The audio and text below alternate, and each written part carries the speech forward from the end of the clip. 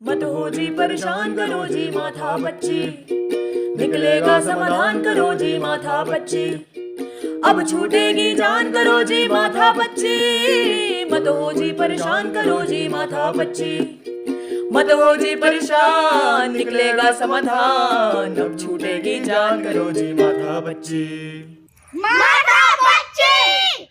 बात करते हैं Bharat at 2047 will be a super power. मेरा आपसे पहला सवाल है, सुपर पावर बनना क्या है?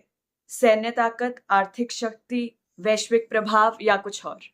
ये सब का मिला जुला स्वरूप ही सुपर पावर बनना है।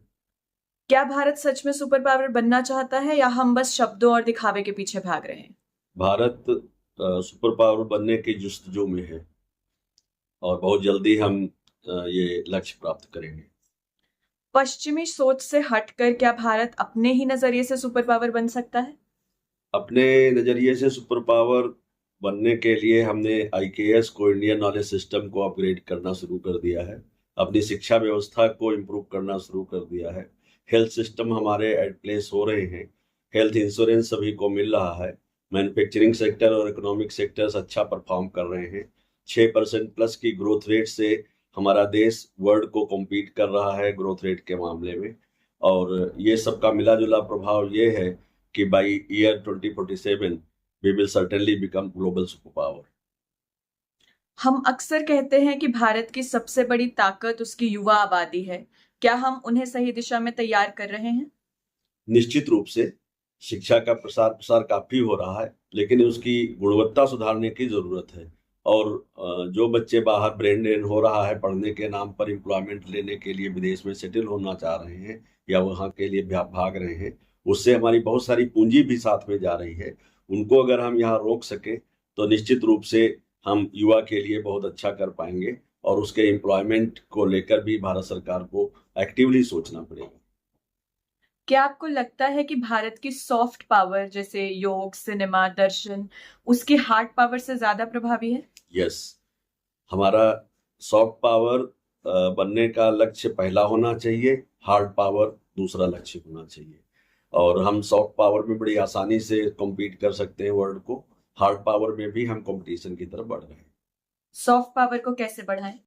सॉफ्ट पावर को बढ़ाने के लिए हमारी जो यूएसपी है, like yoga, like Indian knowledge system, like जो Indian medical system, like even हमारा इसरो कर रहा है, जो हमारा एविएशन सेक्टर है, तो इन सब में जो क्वालिटी आ रही है, जो हमारा कल्चर है, इसको हम, हमारी कल्चर का दुनिया भर में डंका बज रहा है, तो हमें इन सब चीज़ों को आगे बढ़ाना चाहिए।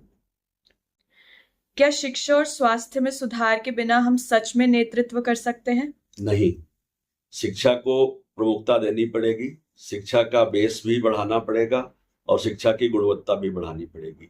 सभी लोगों को शिक्षा के दायरे में लाना पड़ेगा और शिक्षा मोनोटोनस ना होके इसमें वर्सेटाइलिटी भी लानी पड़ेगी, जो हमारे एम्प्लॉयमेंट सेक्टर के अनुसार, एम्प्लॉयमेंट की नीड्स के अनुसार शिक्षा हो, वो ज़्यादा अच्छी है। इसी तरह से हेल्थ सेक्टर में हमें सभी को लक्षित करना पड़ेगा। सभी को आयुष या प्रधानमंत्री का मेडिकल इंश्योरेंस के तहत आयुष्मान भारत के अंतर्गत इंश्योरेंस मिला हुआ है, बट इंश्योरेंस से क्वालिटी हेल्थ नहीं सुनिश्चित होती। तो हमें क्वालिटी हेल्थ को सुनिश्चित करने के लिए गवर्नमेंट सेक्टर में, पब्लिक सेक्टर में हेल्थ को और हेल्थ एजुकेशन को बढ़ावा देना पड़ेगा। हम सुपर पावर बनने से कितनी दूर है? मंजिल हमें मिले न मिले इसका गम नहीं, मंजिल की जुस्तजू में मेरा कारवां तो है, ये मेरी समझ से अच्छी तरह डिपिक्ट कर रही है। अभी तो हम चौथी इकोनॉमी वर्ल्ड की बन रहे हैं, लेकिन very poor per capita income.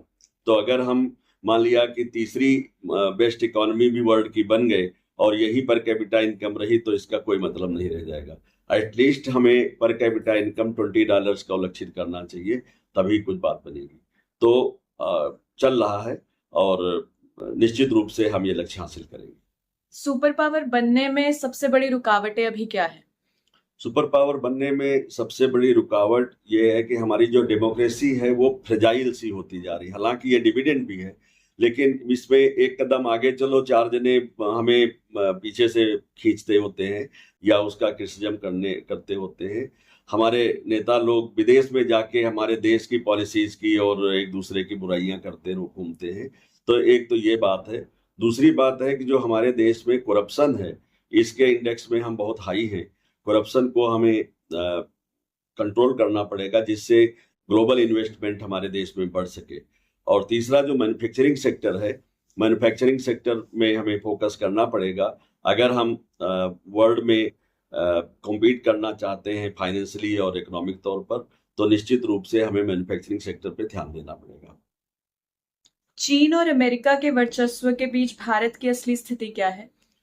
चीन भी जंग में है डेवलपमेंट की, और अमेरिका विकास के अहंकार से डूबा हुआ है। अमेरिका बहुत जल्दी नीचे आएगा, चीन थोड़ा और ऊपर जाएगा। भारत के लिए मौका है कि वो पहली पोजीशन या दूसरी पोजीशन हासिल कर सके। क्या भारत को गुटनिरपेक्ष ही रहना चाहिए या किसी पक्ष में खड़ा होना चाहिए? गुटनिरपेक्ष का कोई फ्यूचर नहीं है। भारत को साइड्स लेनी पड़ेंगे, क्योंकि अभी इंडिया पाकिस्तान के स्ट्रगल के दौरान हमने देखा कि पाकिस्तान के साथ फिर भी 3-4 कंट्रीज खुल के आए, हमारे साथ कोई खुल के आगे नहीं आया। रसिया को हम अपना बेस्ट फ्रेंड कहते हैं, लेकिन जब हम रसिया जाते हैं तो हम ये कहते हैं this is not Iraq war. हमें रसिया के साथ अगर खड़े होते तो रसिया आज ताल ठोक के हमारे साथ खड़ा होता, पर ऐसा नहीं हो सका। और जब अमेरिका हमें स्ट्रेटेजिक पार्टनर बनाना चाहता, हम उसके साथ भी नहीं खड़ा होना चाहते। पूरा क्वाड एक तरह से संघर्ष के दौर से गुजर रहा है, तो ना तो हम अमेरिका के हुए, ना हम रूस के हुए, ना हम किसी और के होना चाह रहे हैं। तो फिर ऐसे में काम नहीं चलेगा।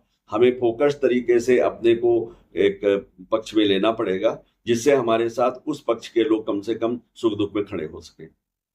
आपने भारत को दशकों से बदलते देखा है, आपको सबसे ज्यादा उम्मीद किससे है और चिंता किस बात की है? मेरे को उम्मीद और चिंता सब शिक्षा से ही है।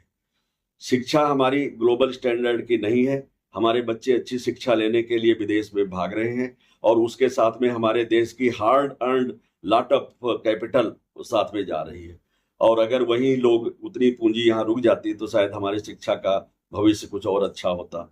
दूसरी बात यह है कि जो हमारी हेल्थ सर्विसेज हैं, उनमें भी इम्प्रूवमेंट के बहुत चांसेस हैं। उनको भी ग्लोबल स्टैंडर्ड का होना पड़ेगा, और इसमें भी जो करप्शन का है, इसको ख़त्म करना पड़ेगा।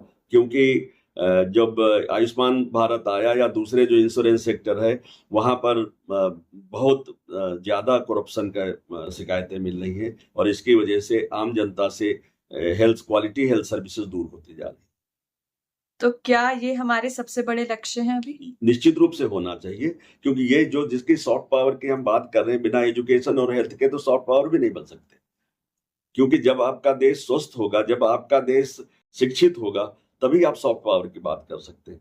अकेले आईटी सेक्टर से तो काम नहीं चलेगा कि वर्ल्ड में आपका झंडा गड़ा हुआ है, लेकिन फेसबुक, व्हाट्सएप और ट्विटर या एक्स आप फिर भी विदेश का, अमेरिका का ही चला रहे हैं। आप अपना ना तो फेसबुक बना पा रहे हैं, ना आप अपना व्हाट्सएप बना पा रहे हैं, ना आप अपना कोई दूसरा ट्विटर जैसा कोई बना पा रहे हैं। तो आपको सोचना चाहिए कि आपके लोग ही अमेरिका में ये सब बना रहे हैं, और अमेरिका आपसे कितना कमा रहा है। अगर ये सर्विसेज आपकी अपनी होती तो कितना सारा जो पूंजी है वो देश में रह जाती, और कितना ज़्यादा हमारा विकास होता।